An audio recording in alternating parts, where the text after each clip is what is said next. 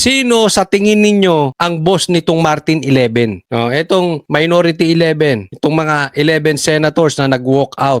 Si Tito Soto ba? Si Bongbong Marcos ba? Si Martin Romualdez ba? Si Trillanes ba? Si Matibag ba? Si Boying ba? Ilagay nyo dyan. Ipapakita ko sa inyo sinong boss nila. Ha? May video po. Pangalawa, ano ang totoong dahilan bakit nag-walk out itong Martin 11? Naibulong na po sa atin. I-explain po natin, pag-usapan natin. Ito muna. Pinamula na tayo eh. Pinagpipilitan nila, naisip-isip na siguro nila dahil lumabas sa media na ilalabas na warrant of arrest. Para makaboto yung mga yun na makukulong, kung sino man yun, para makaboto sila, kung nakakulong man sila. Bastos ito, no? Ito masasabi ko sa iyo, Erwin Tulfo, bastos ka. Ang tapang magsalita, di ba? Oo. Pero nung naaalala nyo, meron siyang nakaaway sa subdivision. Dyan sa Green Hills ata yan. Tamimi. Babae pa yun. Sa bagay, dyan marami siyang security. Sa bagay, dyan may immunity siya. Pero doon, wala, umatras. Matras ang dila niya ron. Ngayon, ang tapang-tapang. Hindi kasi bastos. Akalain mo. Iniisip niya na may makukulong. Kaya nga, ito pinatunayan ni Erwin Tulfo na talagang kasama na po sa plano para mawalan ng kapangyarihan itong majority, ikukulong. Yan na lumalabas na sa kadaldalan nitong Tulfo na ito. Sa bagay, marami naman silang Tulfo na ganyan, madaldal talaga eh. Hindi lang naman siya, pati si Rapi. Pero bakit mo ilalaglag yung kasamahan mo? Hahayaan mo na lang makulong nang alam mo naman na ang kadahi-dahilanan lang ay para hindi makaporma. Pero eto, mamaya discuss natin. Common sense, hindi naman tayo tanga, journalist tayo, di ba? Yes. Common sense. Yes, sir. Common sense? You are talking about common sense? Sasagutin kita ng common sense. Hindi, ito usapang lang. Totoo lang tayo, huwag tayo maglokohan. Tanungin ko taong bayan, bakit kayo nagwo-walk out? Sige, pag-usapan natin, sabi mo kasi journalist ka. Anong sabi? May mga journalist daw na bayaran. Merong mga journalist, malalaking channel, mainstream media, hinahatiran ng maleta. Sabi mo, obvious naman. Hindi ka tanga. Kung tatanungin mo taong bayan, sasabihin nila sa'yo, obvious. Kaya kami nagwo-walk out. Dahil ayaw nyo mawalan ng kapangyarihan ang Senado. Dahil ayaw ninyo maalis ang usapin sa masterminds. Kasi makakapagsalita, hindi lang po senador, kasi pag pinayagan na ang video conferencing, hindi lang yung makukulong. Even si Saldico po pwede na magsalita. At matuturo si Martin Romualdez, matuturo si Bongbong Marcos, at yan ang iniiwasan ninyong Martin 11. Kaya ang tanong ko sa iyo, ikaw ba nakatanggap ng maleta? O ikaw mismo? O ilan sa inyong Martin 11 nakatanggap ng maleta? Dahil may sinabi yung 18 Marines, hindi ko nga lang alam kung kasama ka ron. Pero natatakot ka siguro dahil alam mo o baka nasabi na ng 18 Marines, hindi ko lang maalala. O baka kasamahan mo, baka kapatid mo, I don't know. Pero takot kayo na makontrol ng majority ang Senado kasi makakapag-testify na ang 18 Marines. At malamang-lamang, hindi lang yung majority ang makakasuhan. Pati kayo mabubuking. Baka nga pati ikaw may maleta eh. Kaya ganyang kakaingay. Ganyang kakapikon. Dati hindi ka naman nagsasalita pag hindi usaping asawa. Antay-tahimik nyo nga nung andyan si Bato eh. Ngayon taga-tahol-tahol kayo? Pa-walk out pa kayo? Anong kabaklaan yan? Hindi, trabaho nyo senador magdebate. Anong kabaklaan yan, Brad? Yes. O ano mga rules. Anong rules? Of course. Bend the law ka talaga. Anong rules? Of course, may rules talaga. Hindi po pwedeng walang rules. Saan ba ito nakatira? Sa Timbuktu ba ito? Sa planet Earth ba nakatira ito? O sa North Korea? Anak ka ng pambihira ka. Senador ka. Ayaw mo ng rules. Ayaw mo ng debate. Sisigaw-sigaw ka sabay iurong. Ugali ba ng lalaki yun? Parang naghamuna siya. Tapos takbo. Sisigaw-sigaw ka dyan. Para kang ladik. Para kang lasing. Tapos walang rules. Di ba ito yung nagsabi, bend the law? Yan yung ibig niyang sabihin. Ako tanong ko lang. Pilipino ka nga ba? Baka naman dual citizen ka, nagtatanong lang. Kasi parang hindi ugali ng Pilipino yung ginagawa mo. Tinalikuran mo ba ang Pilipinas? Sir, Sir, paano po yun? Paano yun, sir? Paano yun, sir? Para hindi na magkaroon ng botohan? We just woke up. No, because we will not be part of this. It's a travesty of our rules, of the Senate rules. Hindi kami papayag sa mga Niloloko What happens tayo, now? no? Hindi sila pwedeng magbotohan, sir. Niloloko Hindi tayo. sila pwedeng magbasa ng motion ngayon, sir. Sir, hindi sila pwede magbotohan, sir. Paano ba yun? violation of the rules. Because they are disobeying our rules. Itong mga senator na to mga iyakin. Alam nyo yung bata na humihingi ng candy tapos hindi pinagbigyan ng candy? Bakit naman? Dati naman binibigyan nyo kami ng candy. Wala sa rules yun eh. Di ba? Kung wala sa rules, makipagdebate ka.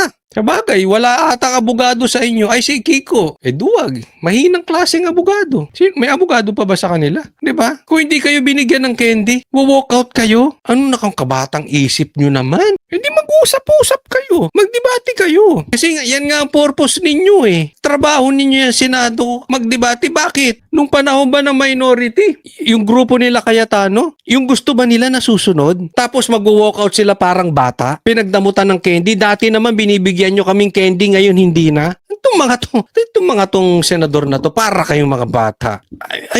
Nagsalita ang 18 Marines. Ayaw imbitahan ni Lacson. Nagsalita ba kayo? May nag-walk out ba sa inyo? O nawalan kayo ng yag balls? Mga duwag kayo. Di libel nyo na kung ilalibel nyo. Pabihira nangyayari sa Pilipinas. Pinadaan nyo sa mga paganyan-ganyan ninyo. Binabayaran kayo ng taong bayan para mag-walk out. Nagsalita si Saldico, ayaw nyong pakinggan. Tanong ko sa inyo, nung panahon ni Lacson, ang haba-haba ilang buwan, napalapit ba tayo sa mastermind ng flood control at growth projects? May nag-walk out ba sa inyo? Nung nagkakalabo-labo ang Senado, ngayon, magsasalita kapwa Senado nyo kasi alam nyo namang ginigibik kaya kinukulong. Pa-walk out kayo. Alam nyong ikukulong, sinasabi na ni Tulfo, kasamahan ninyo. Alam nyong panggigipit lang, tapos mag-walk out kayo. Huwag na natin isali si Risa. Kayo na lang mga lalaki. Magpakalalaki naman kayo. May manindigan naman kayo mga brad. Dapat nung palayo tayo ng palayo sa usapin ng flood control, dapat nag-walk out na kayo eh.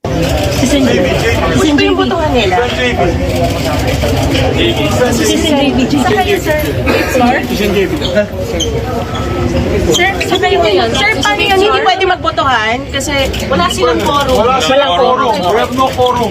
Tingnan mo yung duwag na abogado nyo nasa likod. Yan lang gusto nila. Wala silang quorum. Bakit? Alam nila mali sila eh. Ayaw lang nila magkabutuhan. Kaya sila nag-ano. Wala nga paninindigan eh. Tingnan nyo ha. Talo pa sila. Talo pa sila nitong mama na ito. Hindi nila naiintindihan. Debate. So, dapat nag-stay na lang sila at pinagbotohan. Sana sa susunod, tuloy-tuloy yung debate para yan naman talaga ang silbi ng democracy. Sir, your comment Hindi po pa dun ngayon sa... matagal. Uy, naku. Dun sa nangyari, sir, nag-walk out yung mga minority senators. Yeah, dun sa motion, dun sa flag, dun sa motion. Your comment, sir. Comment ko, Yes, sir. sayang, ang ganda pa naman ng debate. So, dapat nag-stay na lang sila at pinagbotohan. Sana sa susunod, tuloy-tuloy yung debate para yan naman talaga ang silbi ng democracy. Yaman. Oo. Alam nyo, dapat, hindi ko maintindihan bakit yung mga abogado hindi maintindihan. Pero iniinsulto nilang hindi marunong mag-English na si Robin, naiintindihan. Yan ang demokrasi. Yan ang trabaho ninyo.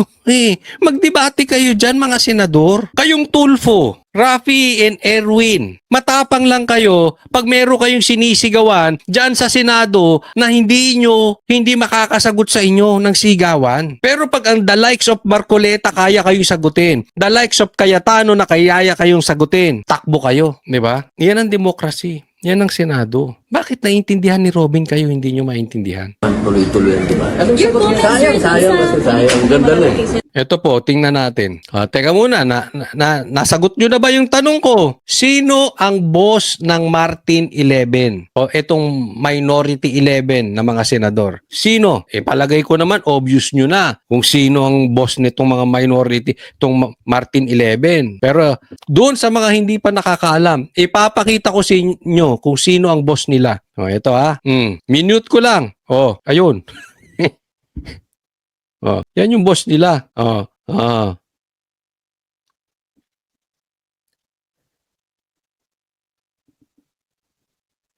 Nakita nyo kung sinong boss? Ulitin natin. So palpal kay Enrile. Oh, nagdidebate sila ni Enrile. Oh, hindi niya nakayanan. Oh, anong ginawa? Oh, walk out. Yan ang idol nila, yan ang parang Jordan nila si Trillanes. Ayan na ang mga iyakin. O, kantahan natin ang mga iyakin. Kahit anong sabihin nyo, you're nothing but a copycat of Trillanes. Mga iyakin at duwag sa debate. Ito pa, isa pa, sigaw ng sigaw, pakita ko sa inyo. Questions as to why we are amending the rules. We are not able to ask questions as to who they wish. Madam Chair, may I Tingnan mo to. Ito sa tingin ko hindi naman addict. Talagang ganun lang yung mata niya, dilat eh. Ayan ka na naman. Tapos maduduwag ka kay Robin. Sigaw na naman ng sigaw. Who will benefit from the amendment to the rules? For the Is this kind rule, Mr. information President? of Is the- this rule? Tingnan mo, ayaw niya magpapasok oh. Nagsasalita na yung presiding officer o si Loren. Parang siya ngayon ang nakaupo dyan. Ayaw niya pagsalitain. Mr. President, for I was Senator about to Bato, who is not recognize here, Senator we would Pangilinan. like to raise these valid questions, Mr. President, before we go into a vote, Mr. President. Yes, These, Madam we should not be... How can our- the presiding officer recognize Senator Pangilinan? Please, no. Supalpal siya oh. I would never curtail your right to speak. Just as in 2004, I believe you were seated. And I was a vice presidential candidate of FPJ then, and my microphone was closed, and my right to speak was closed, was not given. I remember that time now, and the word noted was said to me. That will not happen now. I will not do that to you. And I'm not curtailing your right to speak, Senator Pangilinan, except that you were speaking at the same time. And I would... Yan ang tama. Ang hilig kasi niyan si Kiko Pangilinan. Sabat ng sabat. Ginawa niya na yan kay Robin, sisigawan pa niya. Pwede namang ilagay sa ayos. Di ba abogado yan? Para may tupak eh. was about to recognize Kasi, kita nyo, nabalagbag na siya ni Robin. Kaya nga siya nagsorry. Yan ang problema sa isang tao na magsosorry dahil nahuli. Magsosorry dahil may pumalag. Dapat pag magsosorry ka dahil gusto mo mag-repent, alam mo mali yung ginawa mo at magbabago ka na. Obviously, si Kiko walang kinatandaan. Obviously, si Kiko hindi nagbago. Yung ugali niyang ganun, na sabat ng sabat, na pag may ayaw niyang pagsalitain, ang tendency niya, instead na, sige, ikaw muna magsalita tapos ako. Hindi. Tataasan niya ng boses.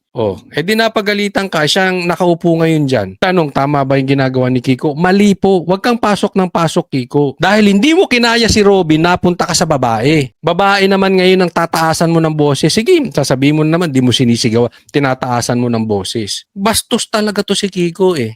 you because Senator Lacson had the floor.